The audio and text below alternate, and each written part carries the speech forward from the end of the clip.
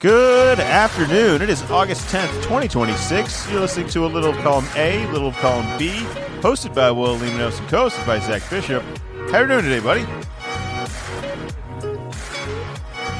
What is going on, Will? Finally.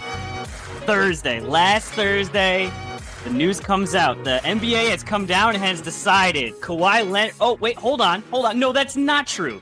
No, it's not true because last Thursday, Pablo Torre has more news about Kawhi Leonard. We have a third no-show job, and we've been discussing this for a year now, and I thought more recently, it's just, hey, you got to figure this out, got to make this done. Well, now I'm wondering, we found three so far. I say we very liberally. Pablo, he's found three. Maybe this is why the investigation is taking so long, because it's not we are investigating this aspiration quasi deal. We're investigating 8 deals, 10 deals. Are there 100 no-show deals out here? It certainly seems that way. It also seems just so suspicious that the more you dig, there's other overlapping parts and names and businesses and people involved in the Aspiration scandal to begin with that are all over the scoreboard manufacturer is another basically no-show deal.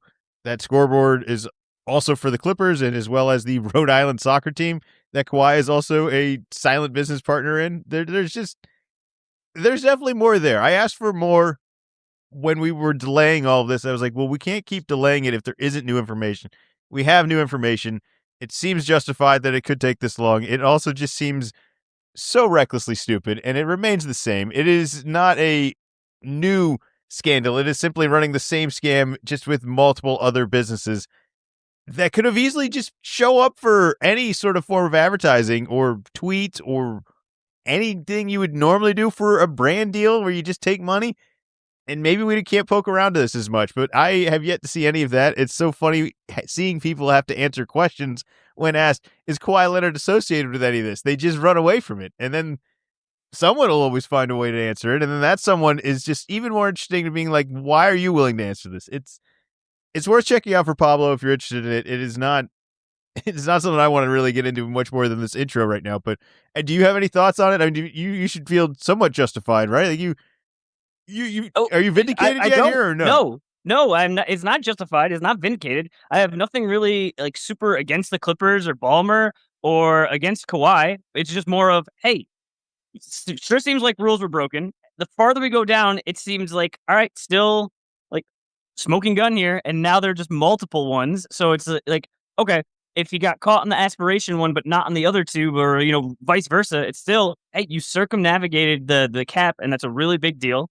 But no, I think you in this podcast are the one that's still justified. The NBA has not come out. There is a trade on pause right now. It is still on pause. It's August. We're going to get into football, but when football starts, basketball is not far behind. And I think maybe they think, ooh, well, everyone will be distracted by football. But we're like a month-ish away from there's going to be training camps. So guys are going to have to report, and these are for sure questions that are going to come up to both of these teams. I'm sure we'll get a canned line, we got to, see what the NBA decides on. But the NBA really needs to decide to figure out what happens with this trade. So I feel like there's more pressure on them than there was, maybe 6 months ago. But no, you are the one that should be validated, that is saying like we're never going to get any sort of resolution to this. I still stand by that. I don't think anything's going to happen. I really do. I think they're just going to say it's what of would the have past. to happen. Let's say like these three are are like the medium ones. So maybe there's some smaller ones, maybe there's some larger ones. Like what would have to be a larger one that you would like put your foot down and be like, okay, this is ridiculous. Now we've gone too far. No more. This isn't going to make any sense. It doesn't make any sense. I'm arguing for a side I really don't believe it. It's just what I think is going to happen. This is a weird punishment. I don't know where you go to reference of, all right, well, he did X, Y, and Z. And in the past, when you've done, I don't know, X and kind of Z, you do this. And I have no idea what they're referencing to. I have also no idea where do you stop the punishment here. Like how far down the line should this go? Is this the coach? Is this the general manager? Is it just the owner? Is it sponsorships that the NBA approved? Is it the NBA approving this owner to begin with? How far back do you want to dig is really where I think the the ultimatum is that they're just not going to do anything. They're just going to say, all right, well, it didn't work. You didn't get away with it.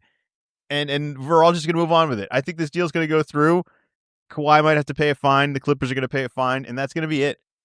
And I don't think you're going to hear that for months. You are not going to hear that till next year, probably. I don't think it's. But then where does Kawhi play? I think he's going to go. Or does he not play? I think he's going to go to Toronto.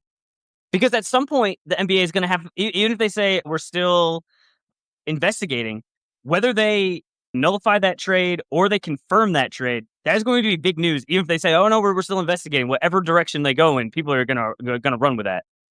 I think that's part of it. And if you're the NBA, I think you're enjoying part of being in the news, but not this part of the news, or not this particular news. So I don't know what makes it go away faster, approving this deal or not approving this deal. But I think approving this deal and just hoping it eventually we just get excited to talk about every other team and we'll forget about it. And then Pablo will come up with something else and it'll be more ridiculous. I don't think the amount of ridiculousness or the amount of crime is the issue. There's plenty of smoking guns on all this. Again, I just don't know what you punish and who else should be responsible for this as well.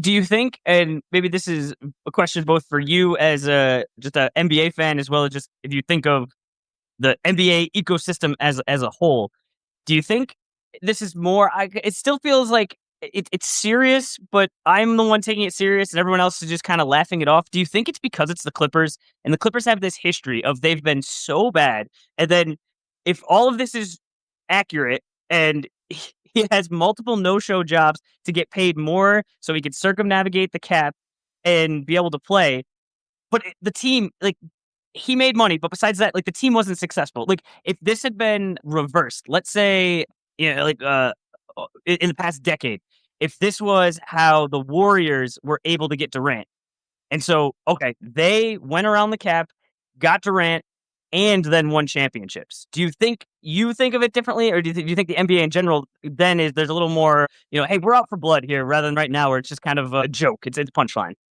I think you're right. I think we are. Well, I think we're getting an answer a lot sooner with a champion.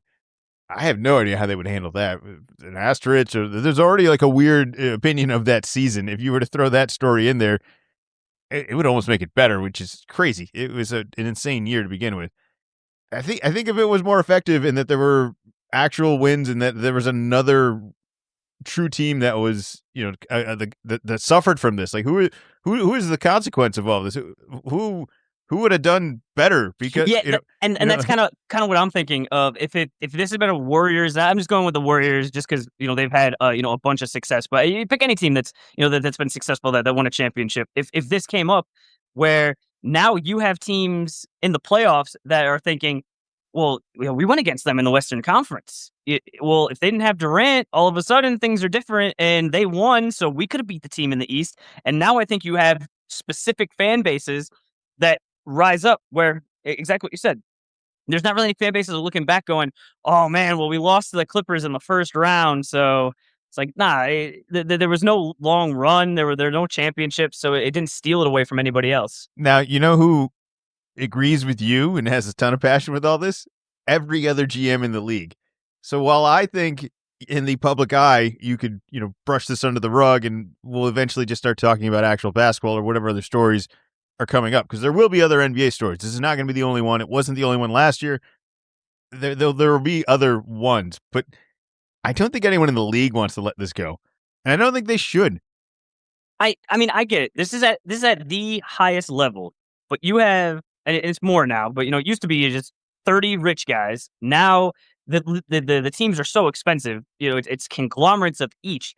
But I almost feel like there's a little bit of, like, we're the only ones. Like, everyone else that owns one of these other teams, and so have different levels of relationship. But it's like basically a super duper rich guy's poker game.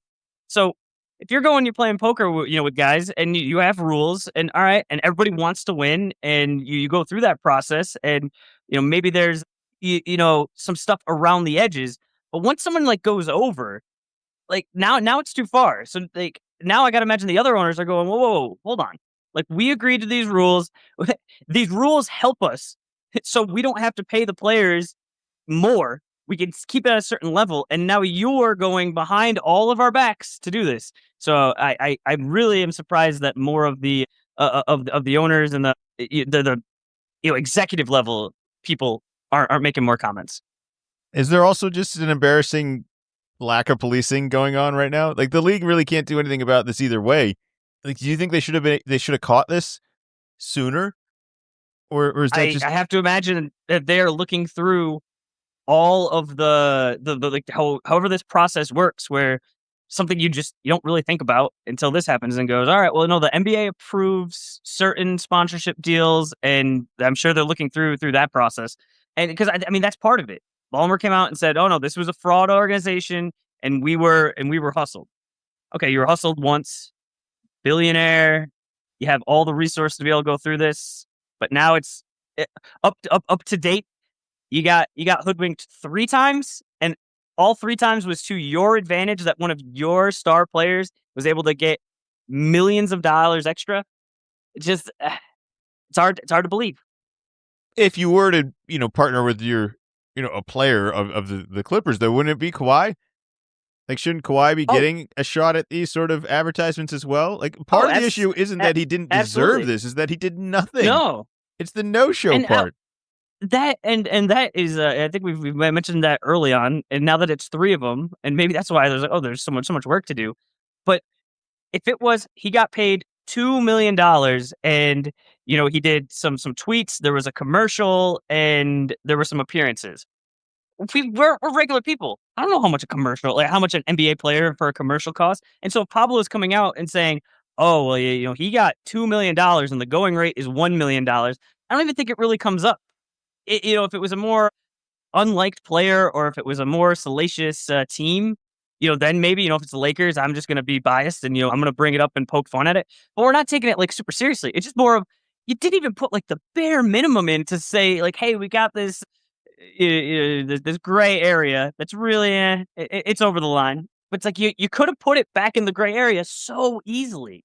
And nobody would argue with it. We would be like, all right, that's whatever. But It, nobody's gonna do anything it, about it. Nobody's gonna say anything about it, and everyone's gonna be like, please don't make that our guys. Like, our guys got to be better. We don't. That's embarrassing, but it's like fine.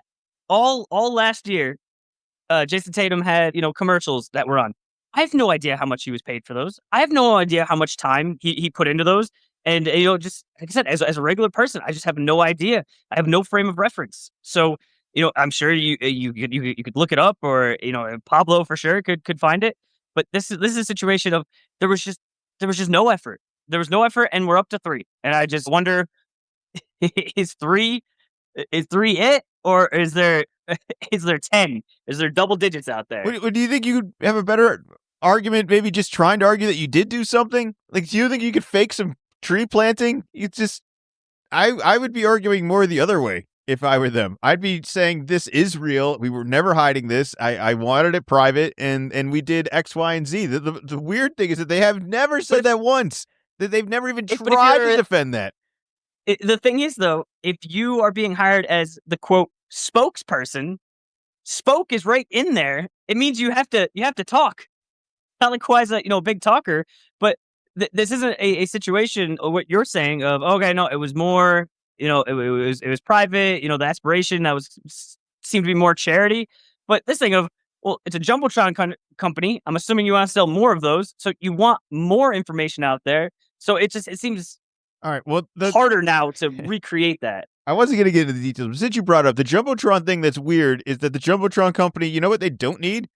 A brand spokesperson. Well, who is Kawhi commercial ad or whatever advertising to the whatever billionaire dollar market of infographics around a stadium? Like, nobody's buying that. These aren't everyday TVs. You don't need a spokesperson. Kawhi can't be the scoreboard guy. There's no market for that. It doesn't make any sense. They don't have any other brand endorsements for that company at all. It's just him. So it doesn't make sense either. Like, it's just a way to put money in his pocket. Like, it's so obvious. It's frustrating that he could have easily done so many things, and he skipped so many obstacles to gain just money. It's just money. You got anything else on this? I could keep going. The more we're going to talk about it, we're 15 minutes into this. This is the whole Pablo episode, and I would still check them out. I'm not going to do the whole thing now, but that's That's part of the frustration of all of this. Is it seems like you could have avoided it. It seems like somebody else could have just done something. And even if you had Kawhi's back, why wouldn't you just say, "Hey, man, why don't you show up for this one thing?" Like, why didn't anyone else say that? Yeah, just a little bit of a trail. The way that it's going of not showing up at all, I don't see how there's any way that he's going to be able to come out of this and go, oh, like I didn't know. It's just like, wait, you thought you were just going to get money for nothing? Like, okay, how? When has that ever happened? So then okay, you're doing something wrong, and I feel like there's even like you get into like a moral part of this. We just can't accept something for nothing. He's, all for money is the weird thing is that I already, at least my opinion, I don't know, you're all open to your opinion of, he obviously wants money. He's trying to gather some sort of funds to make some sort of investment or hold on to some sort of capital for something. I already feel like he's playing in the big leagues with these multi-million-dollar contracts. How many more multi-millions do you need to play with? Like, I'm not saying there's a cap. I'm not trying to say it's too much, but what difference was all these damn endorsements making? You know what I mean? Like, And that's where it seems like if you wanted to make millions of dollars, you already have millions of dollars. So if you just wanted to go about it legit, I'm sure there are a bunch of passive business opportunities that it's a little different from an endorsement, but just, hey, I have $10 million. I'd like to get a 10% return. So so that's $1 million a year, and I am going to invest in XYZ. I mean, we see it all the time. Magic Johnson was able to be very successful post career by doing all of his business ventures. And for sure, it helps you're famous, and that's just why it seems like I don't know why you gotta be like you're slipping Jimmy here. Like you have the money, you have the resources. I don't know why you put yourself at risk here. I already have so much like legal money, like you don't need to explain for it. Like, I don't know why you'd want to have so much money you can't explain. We got to move on. NFL season. Before I don't want to move on all the way. I just want to move on slightly. All right, so Pablo is dropping these at different times. Is Thursday like evening to nighttime? Is that like the best time for him to drop this sort of news? Like during football? No, not like during football. I just mean, a Thursday probably actually is better without competing with football, because everybody got to that Thursday night, watched it, or at the very least saw the headlines, heard about it. So now the first thing Friday, especially in the summertime, it's just like, this is what's getting talked about. At the same time, with it being Thursday night into Friday, if the Clippers or Kawhi wanted to make a statement, like the best case scenario for them is like they get to it on Friday evening, which is basically that's the news dump time. Like that's when you throw something and then it just goes away. So I'm wondering how much of it was Pablo puts the information out as soon as he gets it, and how much of it is, hey, if I put this out Thursday evening, I own the Friday news cycle, as well as kind of you own just word of mouth, over the summertime. I could see that argument. I don't know the numbers on it. It certainly seems like an approach most people would try to do.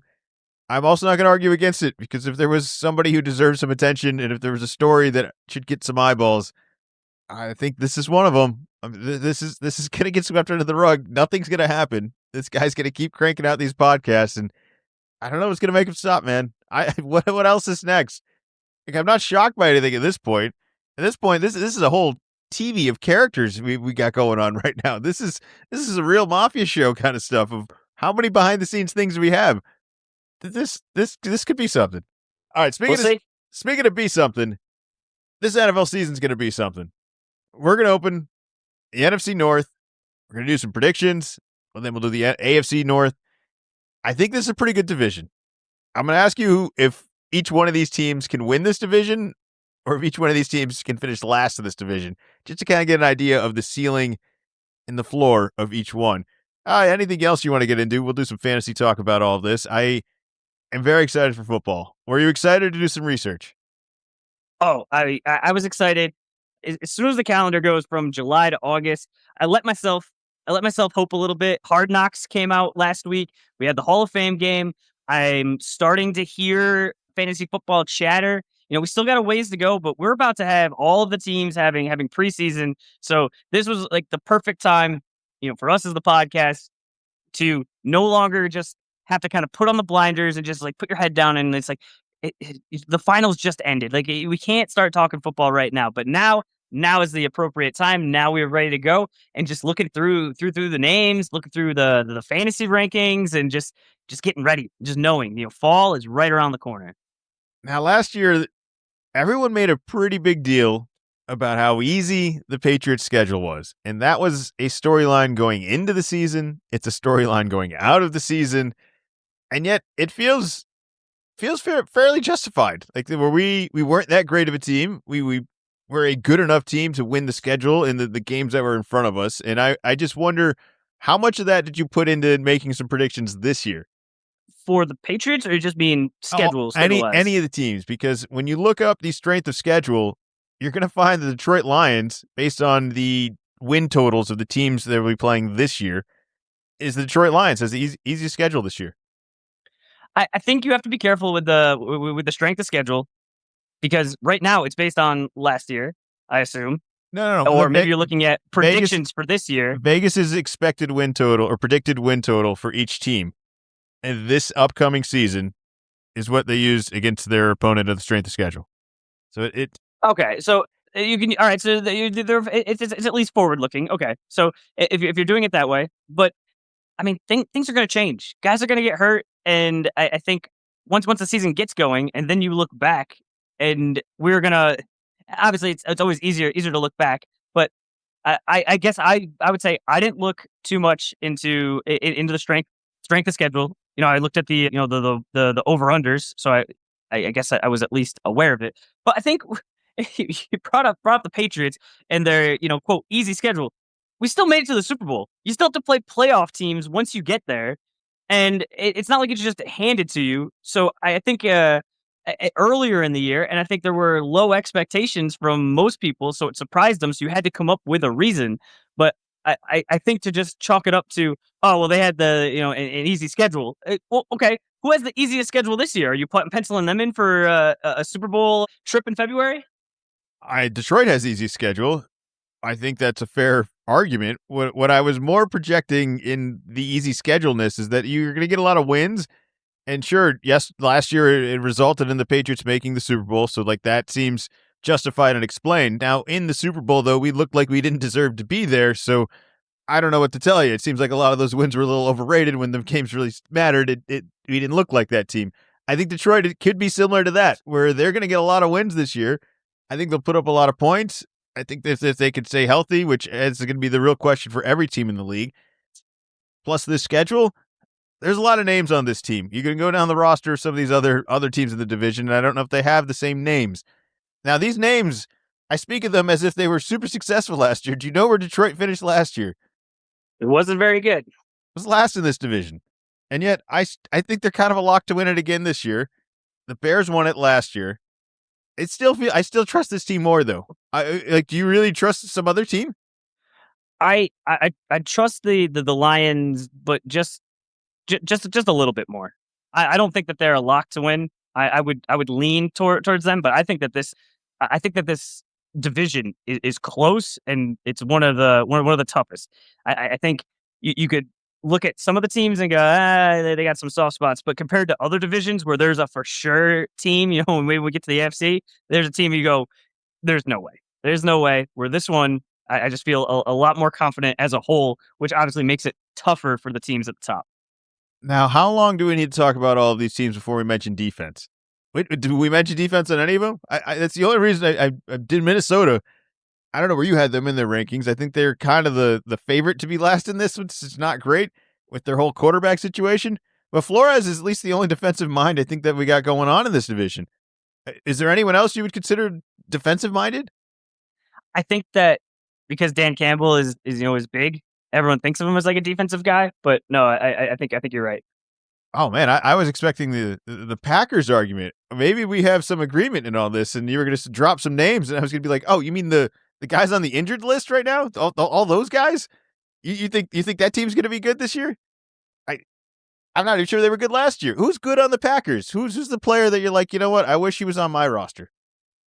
I think I think there's still some. I think there's still hope for Jordan Love. I don't think he's terrible. I think it's just he just has some bad tendencies. But I like him combined with Matt LaFleur, and so I think that they can be. I think they can be competitive.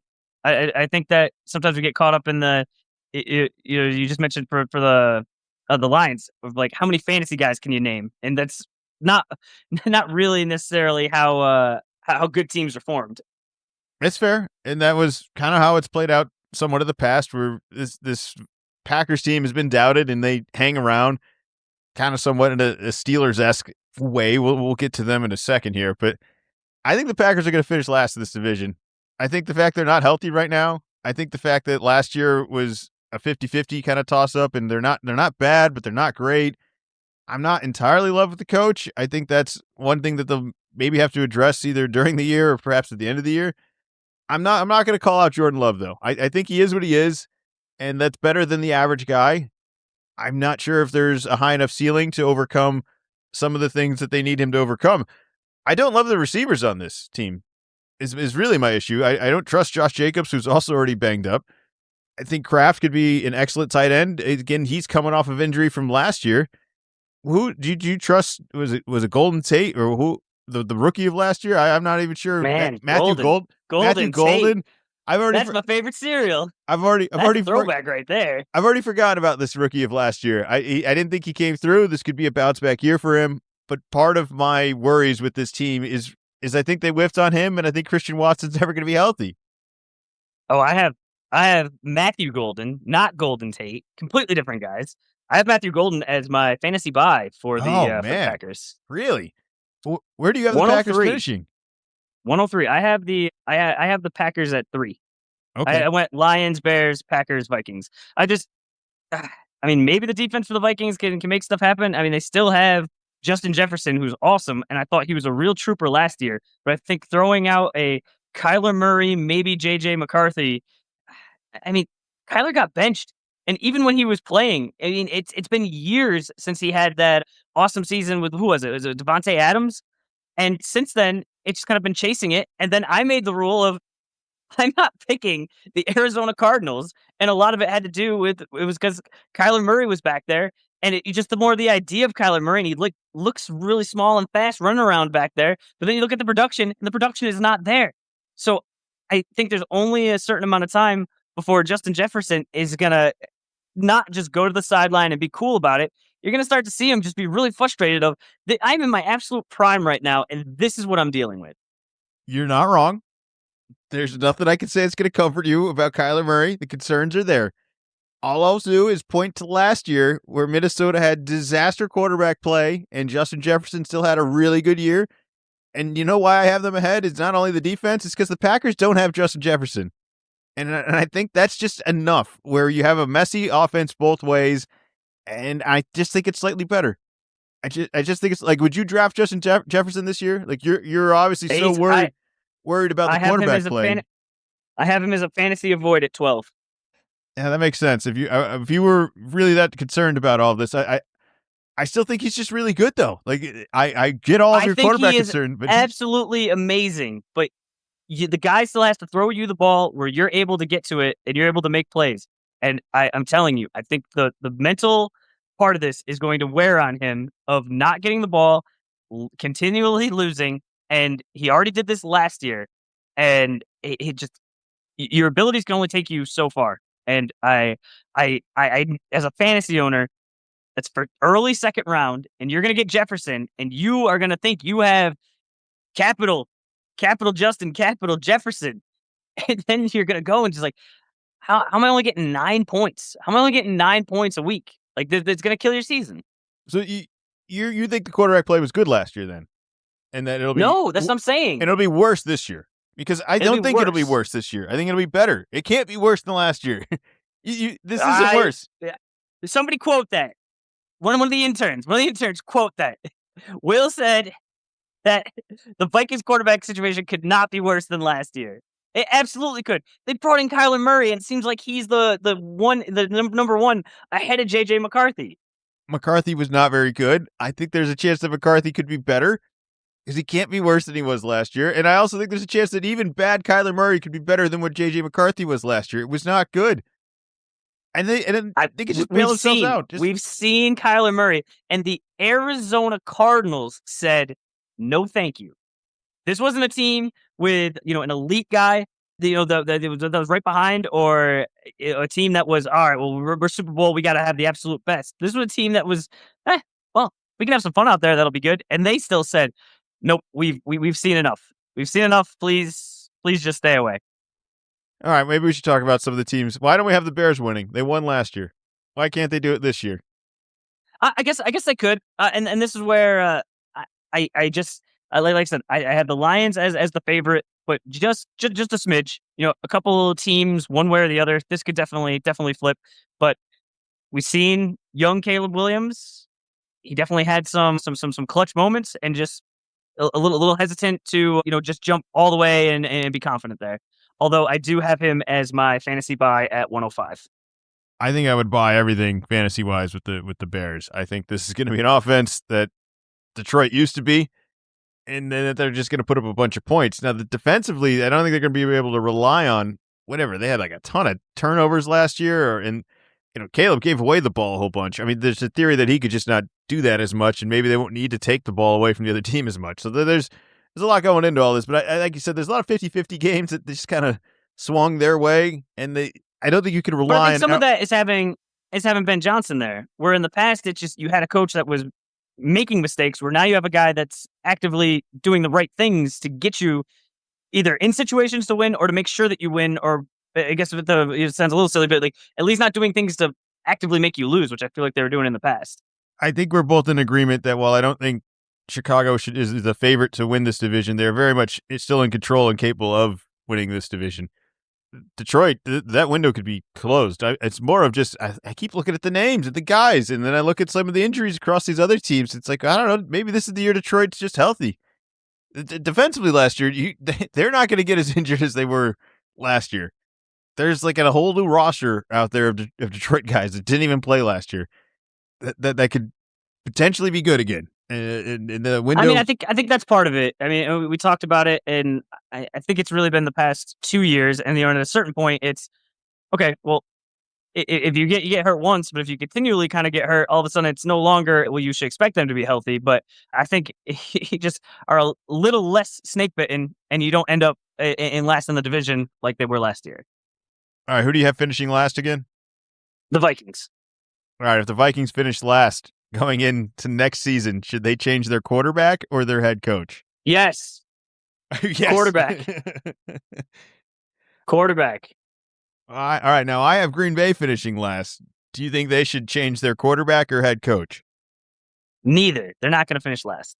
If they finish last, this is it for LaFleur. He's done or whatever. That's I can see that. That's fair. But I also think, and as we go into some of these other divisions, I mean, there's different levels to last in a division. I'm sure, obviously, expectations are also different coming in. But I think in this division, being in last, unless like there's also a disaster, and so you only win 4 games, is not necessarily a pull the emergency alarm. All right, fantasy guys, you draft. Did we get them all? Anyone else you want to mention? So I had, for fantasy buys for the Lions, I had Sam Laporta at 82. Mentioned Matthew Golden at 103. I'd take Jordan Mason on the Vikings at 121. Caleb Williams at 105, I mentioned. And the avoids, I do not want Amon-Ra St. Brown at 9. I don't want Tucker Kraft at 88. Already mentioned Justin Jefferson, and I'm not interested in DeAndre Swift at 55. I would take Gibbs and Amon-Ra at their position. I still think the schedule is going to favor them. I would take Jefferson too. I would still take Justin Jefferson. Who I would not take is I would not take Josh Jacobs, and I would not take Christian Watson. I think I already mentioned mine. You mentioned who was going to come off the board first, Packers versus Bears. I think Josh Jacobs will be the first one out of those teams that'll come off the board. Are you sure? Are you sure? There's not one Bear you'd rather have over him. Somebody's going to pop for the Bears. Who are you picking? I don't know who are it you is confident? yet. I don't know who it is yet. It's not fair. They got rid of everybody. You know Ben Johnson's going to blow up somebody in fantasy. It would be the first time ever that he doesn't if there wasn't one of these guys. I just don't know who it's going to be. And it's going to be way better than Josh Jacobs. You said who was going to be drafted in your league first from those teams. I didn't you didn't ask who's going to finish at the ahead at the end of the year. Yeah, I know. I more just wanted to win this argument, and I can't because Josh Jacobs is going to get drafted first. But I did look at some of the projections on this, and it was like, I think the Chicago offense is going to be awesome. And then I just keep scrolling. It was like, well, when is the first Chicago player on like just random rankings, whether it's standard or PPR? And it was like, I'm scrolling farther down than I should for an offense that I think is going to put up a good amount of points. And then I did the same thing with the Packers, and it was like, oh, man, it's just like, everyone you already mentioned and I mentioned. But that's early fantasy looking. All right, I haven't really. Have you done a mock draft already? I have not. I have not. I don't think it's necessary yet. I think it's too soon. What I've found as I've become more mature and hopefully better at fantasy is that I, you don't need to do like a bunch of mock drafts. I like to do one to see if they've changed anything, and I like to see what the rankings are because for whatever reason, ESPN makes finding what their default rankings are very, very difficult. But it's just you're in with like a random group of people, and half the people take it seriously, and half the people don't. So to actually use it as a tool, I have not found it to be helpful. All right, anything else for the NFC North? I think this is going to be one of the better divisions, just like they were last year. I think any of these teams could still win this division. How many of these teams could finish last in this division? All of them? This is really close. I mean, the over unders. It's a it's a 2-game spread. That's really not that much. Yeah, I don't know if that's going to be the case for every other division we go forward. All right, AFC North. It's another easier schedule here, where the Baltimore Ravens have the 5th easiest schedule based on a bunch of things Zach doesn't care about. Reference earlier. They got a new coach, Zach. Can you trust all this? Think this is just jump on board? Baltimore's fine. Everything's going to be just fine. I think things will be fine. I don't think they're going to win the Super Bowl, but I think they'll be fine in this division. They are fine in a division where everyone else is just not fine. They have the fewest major questions. That doesn't mean they don't have major questions. I just think I'm supposed to trust Cincinnati. Can you give me any reason why you can? Have we mentioned defense ever in Cincinnati? Are they ever going to be healthy? I feel like I'm doing the Packers thing all over again. Did you say again. Defense? I don't know if you we're we're on the Eastern Seaboard. We're pretty close to Cincinnati. I don't even know if you're allowed to say defense this close to them. How could you talk yourself into picking Cincinnati to win this division? Because this seems like if it was going to happen, this would be the year for it to happen. We're getting turnover in Pittsburgh. We got a new coach in Baltimore. I don't even mention Cleveland. And then we got, Jamar Chase and T. Higgins and Burrow and Chase Brown. And why not Cincinnati? Because as we've seen, they can't play defense. They can't play defense, and it's baffling.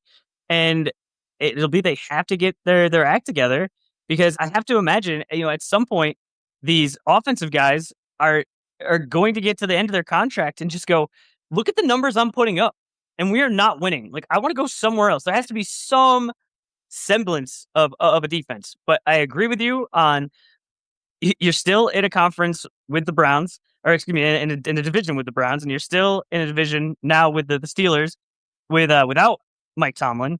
So I think that is a step backwards. So you have to take advantage of those in division games. Cincinnati has the second easiest schedule. I'm going to keep referencing that because I think it's going to mean something. It meant something last year. And I still don't trust a damn thing about this team. I just can't. This would be the first time. I think every year it's like, look, all these numbers add up and everything we just said, and yet it's never come through. There's this one time, and I feel like it's going to only ever be that one time. And really what I'm going to do is I'm going to be scared the entire season that Pittsburgh is going to also be finished second in this division and that this is going to be a disaster, and I am a fool for buying into it one more time. I have the Ravens at 1, but I am not crazy confident with them. I feel like Lamar, he won his MVPs, and he was definitely an elusive quarterback, and I think he's just it's kind of sneaking up on us. But your Lamar Jacksons, Joe Burrows, they're not the super young guys anymore. So they're going to be running around less, and I feel like Lamar, one of his strengths was being able to do that, and he's not the biggest guy in the world, so it might just happen a little bit faster. So, if he's not getting the rushing yards to add in here, I mean, that could be something that especially regular season, if they're just gonna not coast exactly, but try to keep him safe. If you're not taking him out of the garage, you might be leaving some wins on the table. Do you think their struggles from last year are coaching related? Like it obviously seems like the vibe had played out, and that happens. You hear the same voice in the locker room. You hear it for too long. Eventually, you just drown it out. Like, do you think? I think this new coach has already been discussed as if this is going to be some sort of upgrade, and I'm not saying it won't be, and that maybe a change of scenery would be nice for everybody. But everything you just said, I don't know if a coach can fix that. Like, is it just play calling, or is it just we're hoping he'll be more healthy this year?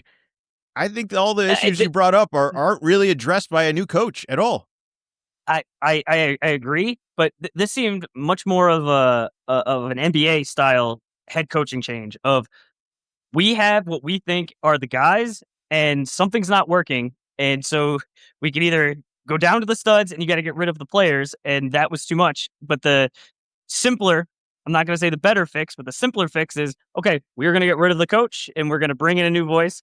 And I think it should be noted, Harbaugh's his brothers in general have had a bunch of success at both levels, as well as John. He got he got hired like almost immediately. So it's not a one for one comparison. But if he sits out and no one hires him, there's a little all right. Well, maybe the league has passed him by, or the experts are looking at it, and the decision makers are looking and going, nah, I don't think so. But no, in this case, the decision maker said, yeah, he should still be coaching. So it's going to be a lot of pressure on Jesse Minter, because you're coming in, and if you do worse, oh boy, I mean, you might end up on the hot seat a lot faster than you expected. I'm suspicious of so many things with the Ravens. I just can't argue that Cincinnati should be over them. And then we haven't even talked about Pittsburgh or Cleveland. I'm not ready yet. But let's talk and focus a little bit on some players in Baltimore that I'm suspicious of. Like, are you drafting Derrick Henry? So for Baltimore, Derrick Henry is a yes. I hear you. I hear you already. No, right? I'm with you. Anything. No, I'm didn't say in. I can hear I'm you. a buyer. Oh, okay. Because my thought was, yes, Derrick Henry is getting older. Fine. Yep. Happens by the time undefeated. I don't think just yet. And if you look at what numbers he's putting up when it gets cold, and you got these teams that are maybe not all the way playing for the playoffs and just kind of wondering like, do I really want to commit my whole body to tackling Derrick Henry? And I feel like during those fantasy playoffs, you want a guy like that kind of steps up to the occasion. And I am a guy that expects to be in the fantasy playoffs. So yes, Derrick Henry is my fantasy buy there, and it's Lamar Jackson so Derrick Henry at 11 and Lamar Jackson at 36 is my avoid. I just think they're going to be careful with him, and it's going to be for Derrick Henry's benefit and not for Lamar, at least for fantasy wise, for health. That's why the Ravens will be doing it. I think they're going to have to play it simpler than they want to with this whole transition. I don't know what form of Lamar we're going to get. So it could be amazing MVP Lamar. It could be whatever we got of some of these bad games of the previous couple of years here. They're going to be using Derrick Henry. I think regardless of whatever the strategy is, regardless of whatever Lamar you get, they're going to be using Derrick Henry. I also had Lamar as a do not draft, and the only reason I did that is I just think you're getting better value with Burrow a couple rounds later, or at least in some of the rankings I saw. And if I could wait around and get Burrow over Lamar, I kind of like Burrow's weapons a little bit more. I did the exact same thing. And I was also thinking the Ravens are going to be better. There's a better chance that Ravens are ahead. They're running the ball towards the end of the game, where Joe Burrow, who I have a buy at 73, his defense has given up another touchdown, and it's the fourth quarter, and he's got to go back out there and try to score. And so he'll be slinging the ball around. Now, if Burrow ends up being, ranked a round ahead of him, now Burrow's gone. I have it. I'm looking at, like a 25 a 25 ranking difference. So, that's where it falls for me. Really hard to draft there when I know what's waiting behind him. But that's being said, I just don't trust the Cincinnati team to win beyond fantasy. They're just not. All right, let's get into Pittsburgh. We know Mike Tomlin. It's about all we've mentioned so far. I believe they still have the same quarterback. It's a old Aaron Rodgers. Yep, still at quarterback. How is this year? How does this not feel like a dead end? Like, if this team doesn't bottom out, they have failed. This is the only team that should be trying to finish last in this division. And if they don't, I think everybody should be fired. Like, they need to restart. They need a quarterback. You can't. It just in the NFL, like it's not the NBA. You know, it's a different sport. The the tanking rules are actually much more straightforward, but it's just you can really get hurt playing football though, and you can't really in basketball. And there's only so many games, so I don't think that they're going to tank. I think they will be fine if they aren't amazing because Mike McCarthy knows what he's getting into. I think they're hoping there's a little bit of a history there, and maybe that'll work out. And I think this is a play out the situation, and then they'll move on to different situations next year. If I liked any of the 7 quarterbacks on Cleveland, I swear to God, I'd have Pittsburgh last. This is very similar to I can't put Cincinnati ahead of Baltimore. I just can't find a way to put the Browns ahead of Pittsburgh, even at Pittsburgh's worst, even if they're not good this year. And even if the Browns are good, whatever that good might actually be, it will not be better than the Pittsburgh Steelers. It's just there's bad where I think the Steelers would be bad if they were playing in the in the NFC North, but the Browns they're bad. Like they're the ones that they're going to be trying, and it's going to end up with, all right, well, we're in line to get the first or second pick right now. I want to bring in the Cleveland defense. I made a big stink about it earlier. Be like, well, how long before we talk about defense? It's like, well, at least Cleveland plays some defense, but it's not enough of a threat to fill all of the holes on this sinking ship already. They're going to be playing from behind all the time. Who do you want to see at quarterback for the Browns? I think Shedeur is worth throwing out there. Now, I don't know what you're going to get out of Deshaun Watson. I don't know if he's worth playing. I don't know if we are doing this purely out of trying to get your money's worth out of him, which that money is sunk. It is gone. I would, if we're doing it for that, that's a bad reason. If he outplays the other guys, so be it. He plays until he gets hurt, and then we move on to the next guys. But I have no idea what the aspirations of the season are beyond, let's see if we have a quarterback that we have drafted between Gabriel or Shedeur, and those are the guys I'd be playing, and I would be careful about the alternation between them. I think we need to establish an order now, and then we'll roll with that as the season goes on. I don't want to say I'm not announcing things, and every week we're saying it might be this guy, it might be that guy. I would not do that. But that's not a great situation regardless. There's no good name. I think this is a situation in Cleveland that right now we don't know anybody, no one really knows. But by the end of the season, let's say Christmas, there's going to be some guy that has come out of nowhere, and he's going to be the one that's the quarterback. I don't know if he's going to be successful or not, but I just don't see. Deshaun Watson hasn't been good for so long, out all of last year. So most recently, a poor quarterback, off an injury, as well as it's not even a feel-good story. It's not like, oh, well, remember when he led the Cleveland Browns to the playoffs this time? It's like, no, there is a pretty major massage scandal. So, okay, that's one option. Allegedly the number one option right now. And then the other one is you got Shedeur. What did he go? 6th round? And then they finally, grabbed him. And I mean, he was out there last year. I guess that's more than Watson, but nothing that I saw was, all right, nope, he's for sure. Nope, he's the guy. And I mean, Gabriel got a little bit of run. So I just see this could just be we're throwing these guys out there and just rotating. And yeah, like I said, I think there was going to be a guy in this position that maybe not no one is aware of, but especially just us. Us, the fantasy guys that aren't all the way plugged into the college scene, are going to go, wait a minute, this guy? Huh. I didn't even know he was in the NFL. How many of these teams are capable of winning this division?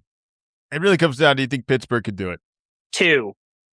You don't think there's a scenario where it's a normal Cincinnati injury disaster, and this is just a bad Baltimore season? Pittsburgh can't win this? There's no way?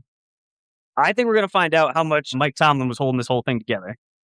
Oh, all right. Well, I like that because despite me thinking they could still win the division, I think there's only 2 teams that could finish last, and that is Pittsburgh and Cleveland. I don't because think he remember, some of it is just kind of tongue in cheek, like never had a losing season, but it wasn't for 5 years. It was for a long time. And for sure, he had Roethlisberger for a long stretch, but since then, there have been some really bad quarterbacks, and it's certain level. There's luck involved for sure, but I just think a guy that's been there for that long, it, that had that type of success, I just think that there is something to that, and that it isn't just all magic and luck. That there was something that he was doing, some way that he ran the organization, and you bring somebody in, and maybe it's to your point of maybe like on purpose of, yeah, we'll have Aaron Rodgers out there again, and yeah, we're gonna try to win all the way, and then like, oh no, we have the third pick, and now we're gonna have to draft a quarterback. Maybe that's what they're doing behind the scenes. There's just no. They're not building on this team. Like, they're not running this team back next year. So, like, even if it's like, oh, well, we're almost there this year. Like, I'm just saying, best case scenario. All right, let's say he gets a playoff win. They're done after this. That's it. Like, they're not running this back. There's no momentum building. So, like, this has to bottom out. There's no barely making the playoffs and then we go home. Like, I don't know what this season is for them. I have no idea. What do you think the expectation should be? 10 wins? 9 to try 9? and have a winning season. Yeah, 9 wins. No winning season, not a losing season. So they should be Mike Tomlin, the guy they got rid of. Great. It's great. Well, at least for this year. Yeah, all right. Well, he just did that forever, and we hated it. And now we're just, if we could just be Tomlin, it's like, it's embarrassing. Should have never got rid of the guy. Fantasy guys, who we taking, who we avoiding? All right, so we talked about the Ravens already. For the Bengals, my fantasy avoid is Chase Brown. I just think there's going to be so many times that they're just behind, and he's just going to be pass protection. For the Steelers, and for the Browns, there was not a lot of not a lot of love. I had DK Metcalf at 67 for my buy. Just thinking he's a big physical receiver. He's getting towards the end of his career, but like he's a professional and he's still got like the size, so he doesn't have to rely so much on his on his quickness as some other guys. So just might be able to last a little bit longer. And Rodgers just is going to go with who he trusts, and I still think that DK could be that guy for the avoid on the Steelers. I went Pittman. It's just like I just don't think there's going to be enough fantasy juice to go around. It's like one guy's going to get it, and there's going to be nothing for anybody else. For the Browns, I went Jerry Jeudy. It's just like, well, somebody has to catch the ball. And at 135, it's like, all right, well, there could be something there. And, just kind of on the other side of that is Judkins at 45. I just thought it was too high. I just really do not like this quarterback situation. And so I was just thinking there's more likely, even though Judkins is much better than Jerry Jeudy at this point, that whoever this mystery quarterback that I don't know exactly who it is, who plays with the lower the less talented guys, he's gonna have like a connection with Jerry Jeudy, and it's like I don't know why he's like I guess they're double teaming Judkins, and so he's gonna keep throwing it to Jeudy, and that's how he'll get his points. The Jeudy Metcalf argument is that they're going to be the number one targets on the team. Who do you think is going to get more targets? No. I think Metcalf. I think Metcalf will be the main guy. Yeah, I actually would buy into the Metcalf thing. I think it'll be forced. This might be somebody you want to trade at some point during the season, is what I would say. If they get off to a hot start and Rodgers is looking healthy, I would not count on that late, and I would try to sell high early on that. I would also avoid Lamar Jackson for reasons we mentioned earlier. I'm still drafting Derrick Henry. I'm drafting pretty much everybody on Cincinnati. I'll take them all. I'll take Chase Brown. I just think he's going to be just 14 seems too high. He's going to be getting good field position, I think, fairly regularly, and they are going to be down. And even this good offense that gets into the red zone, I feel like he ends up scoring, at least being a little bit more active for that. And both as a rusher and a reception, he could have a catch as well. So I wasn't going to write him off. I agree that the price is expensive, but there's not a great there's not a great selection of running backs. Every running back is going to feel a little pricier this year. I think that's one of the trends I'm seeing is just the running back position. There's a few you trust and they cost something, and then there's some more and they also still cost something. So you're going to have to be deciding on if you want cheaper and what risk you're willing to take for all of that. So I wouldn't write him off entirely yet. All right. Anything else for the AFC North? I think the Browns are going to be really bad. Let's just echo that. Maybe they'll be better in Pittsburgh. I'm not seeing it. All right, so we both got Cleveland finishing last. Going into next season, do you think they should change their starting quarterback or their head coach? Quarterback. They can't change the coach. They just hired him, right? This is a rookie coach. Exactly. Same with the Steelers. Change the quarterback. Got a new coach. You already got it. You already got it queued up. You think they're going to change it during the season? This is going to end up being Kirk Yeah. Cousins' team when they're done with him, wherever the hell he's playing now. Yeah. All right. Yeah. Who's available? Is Philip Rivers? Can he still run around? Who's there? I don't know. I think one of his 17 kids is going to be getting older soon. Do you think we got to go to old man Rivers? There's got to be a younger Rivers soon. How far off are we? I do not know the what the level is. I feel like if that were anywhere in the realm of possibility, that would have come across our desk, and that doesn't sound familiar. All right, we got some miscellaneous topics. Which one you want to go with here? Let's do a feel good one. The Doc Rivers, he's a part of this year's Hall of Fame class, the 2026 class. So he'll be going in, and it'll be the Celtics big three. They're getting back together, and they're the ones that are going to introduce him. And they're had really good success together. I think that's definitely that period was the highlight of, for sure, Doc Rivers' career, if not, all of those guys. And then afterwards with Ray Allen going to the Heat, there were definitely some problems within the group, but that's a long time ago now. So just as a Celtics family, get them all back together, and I feel good about it. Do you feel good about it? It's nice. It's nice, but I don't care about the Hall of Fame. I just no. You don't care about the Hall of Fame? No, I'm done. There's too many people in it. I think you should kick people out. Who do you want to kick out? I think if we want to make it seem like it's special to be in here, it's an ever growing list. It's an ever growing time, and I think we let too many people in. It just doesn't feel. Doc's deserving. That's fine. I'm not questioning other people, but I this isn't a group of that's valuable to me, and attending the place isn't something that I'm going to be doing again. It's fine. Wow. The ceremony is the only thing you care about here. Okay. You don't care about the Hall of Fame at all. You're interested in this ceremony. You're going to get a couple pictures with the couple people that were once together. And it'll be awesome. That's what I was saying. I thought this was going to be a feel-good story. I didn't realize this was going to be a platform for you to just, degrade one of the most famous museums in the world. It's an excuse to take a picture with a bunch of people. We need that.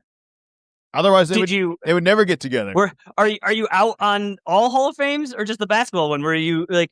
I'm sure you didn't have a lot of time to watch the the Hall of Fame game, but were you interested in who got into the Hall of Fame? Football. There's so many more positions in football. This is just more players. It's fine. I've never been to the football one. So there's not enough guys in the Football Hall of Fame? I'm forming an opinion on live air. This is terrible podcasting. Right? Okay. I'm in an area I was not planning on talking about. I wrote a lot of notes today. There's a lot of brain power that went into turning on the football stuff. Adam Vinatieri, he went up there and he did like a whole roast, and he had a bunch of jokes. I think that's what I would have fun with it. I think that's fair. You're not going to be doing this again. We're not hearing from Vinatieri very regularly. A lot of these guys, this is kind of all you're going to hear from. You're out on the Hall of Fame. I was not expecting that. Cool. There wasn't a lot of substance there, so I'll move on to really the main one that I think is the best out of these kind of more summertime topics. Have you heard about what Akron football is offering to season ticket holders? First of all, how does Akron football have season tickets? Who is buying this? Who needs season tickets to Akron football? Okay, one, if you don't sell season tickets, if you don't offer it, you can't sell any, so you got to offer it. As well as, how much do you think a season ticket to Akron costs? What is it? 17-week schedule thing? 8 are at home, we'll say. No. They don't play an NFL schedule. Oh, okay. I just assumed with week 0. So how many home games do they play a year? 5? Sure. It's a 5. All right, so it's five games I'm paying for up front here. It's Division 1. Yep. I don't know what 25 a ticket. Make it worth it for someone here. I don't know, $150. All right, you doubled it. $75 for a season ticket. Man. That's way too affordable. How much is a regular ticket? Like, I don't know. I've never looked into this before. But you want me to get into why this is coming up at all? yeah, no, I think we need to get there. They're gonna wonder why. Why are we talking about this? All right. So actually, I pulled it up real quick, and a ticket to I'm going to call it like a average home game is about $30. So you probably have to go to 3 games to get your money's worth.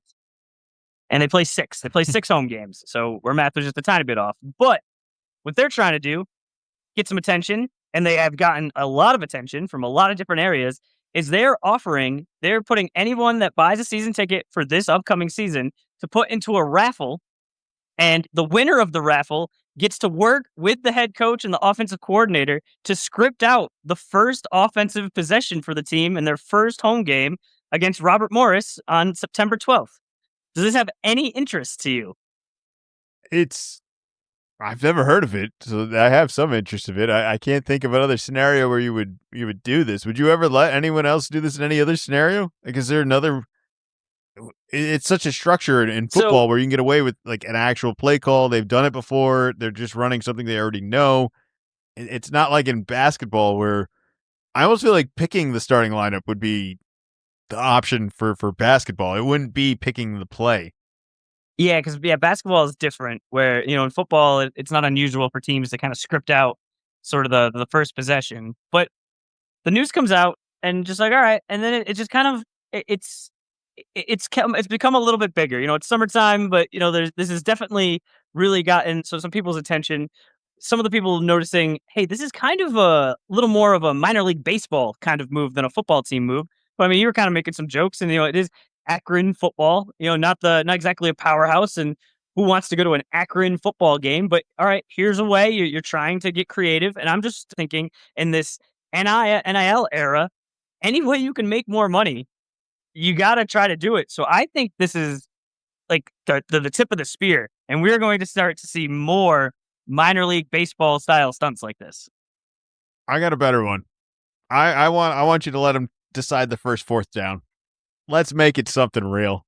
This isn't enough. Are we going forward on 4th, or are we punting? You get the first 4th down. I wonder if that's part of the first offensive possession, or the first offensive drive. If you could say, all right, if we're on our own, 30 or behind, we can't do it. But like, if we're anywhere between that and field goal range, and it's under 8 yards, we're gonna go for it. Like, if you could you come up with that? Because I mean, I'm imagining you're not on the sideline during the game.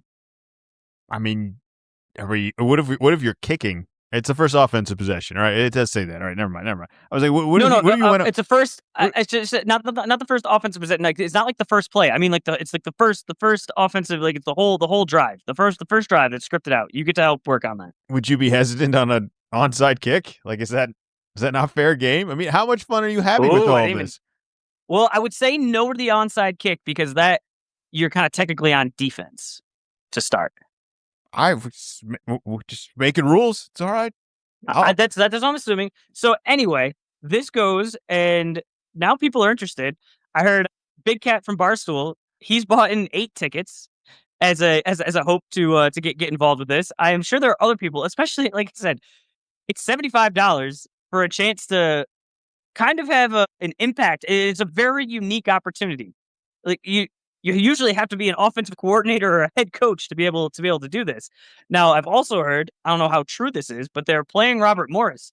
I've heard that there's some Robert Morris fans that are covertly buying season tickets to try to find out, try to be the offensive coordinator for the first possession, so that way they can leak what the plays are going to be to their own team. This is way more interesting than I thought it would be. Right? $75 is not out of the range. This is within this podcast budget, and that is a budget of very, very nothing. Would you want to buy a ticket? Are you selling me on like committing to a ticket here? Like, do you want? I don't play Madden, so this wouldn't be fun to me of picking out plays. I think if it was something basketball related for this much, or if it was closer, Akron's just too far away. So if it was something a little more driving distance, then I could see making the push for it. We're like, hey, it's It's $75. It's not crazy money. We'll do it, and then we'll at least be able to talk about it on the podcast. But then it's like, well, I'm never going to go to a game, so I'm not pushing for it. I think you want it. I think you're one Friday night away from being in the season ticket holder to Akron over here. I think that's what it is. I'd rather just say yes or no on the fourth. As we get closer and closer, I might get more and more interested. Wow. Is that the craziest college story we got here, or are we? What do you mean they're getting rid of grades? Like, what does that mean? So this came out from Michigan, University of Michigan, pretty well known. Their College of Literature, Science, and Arts. They're going to replace first semester letter grades for incoming freshmen with just pass, no pass. With the thought being, starting college as a freshman is really hard, and if you get a bad grade because you couldn't quite figure out college that early, that sticks with you for the rest of your college career. And it sounds like they thought that wasn't fair. When do they learn the lesson then? Next year? Sophomore year. Okay. Second semester, I guess. Oh, they're still freshmen then. Yeah, this is just for first semester. All right. I mean, it's a buffer period. I suppose there's some need for it, but it's part of college. Is that buffer period? I feel like this is the wake up. This is how this world works, and you're either in it or not in it. No grades. Just pass fail. Just have a good time. Gym classes. All right. Just have a good time. Well, no. You want to do the really hard classes now. Do the really hard classes and just get the pass, and maybe you got a C, but you pass calculus. Wait till second semester, then you take the fun electives where gym, take golf where you can get an A. See, this is how I know the scale between us and this academic thing. It's just we're not. You're poo-pooing a C. I would have been cheering a C. Like this is this is ridiculous. You're saying take the hardest thing because it's pass fail, and it's like I could fail. Like I am not taking the ones that I could fail. I can't. The easy ones you can't fail. The idea of me failing never even crossed my mind. Oh man, you're see this didn't even cross my mind as a possibility. You don't even know. You don't even want to know. We got to get out of here. I'm going to be late for class. I got to study. I got to go.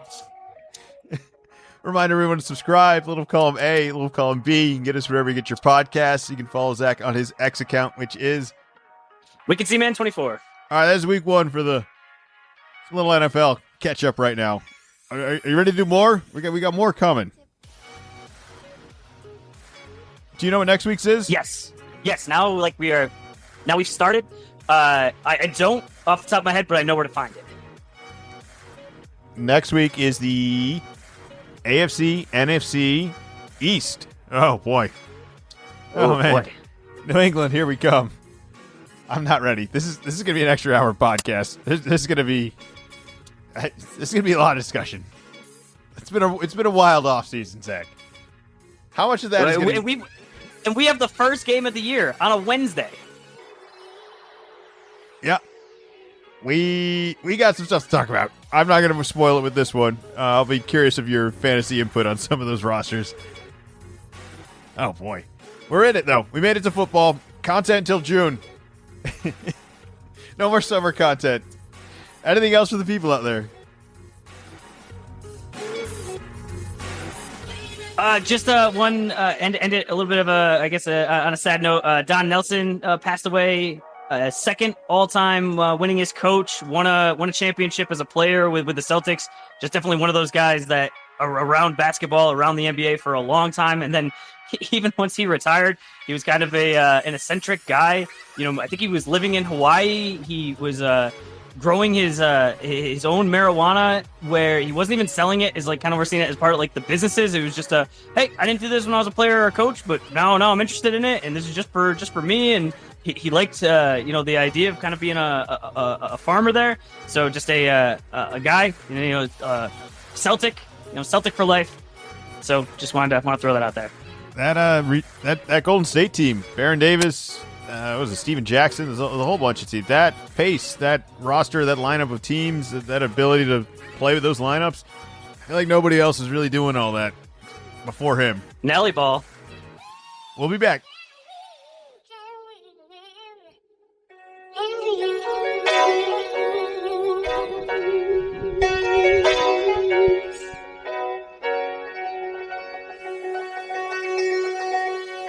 Little column A, little column B.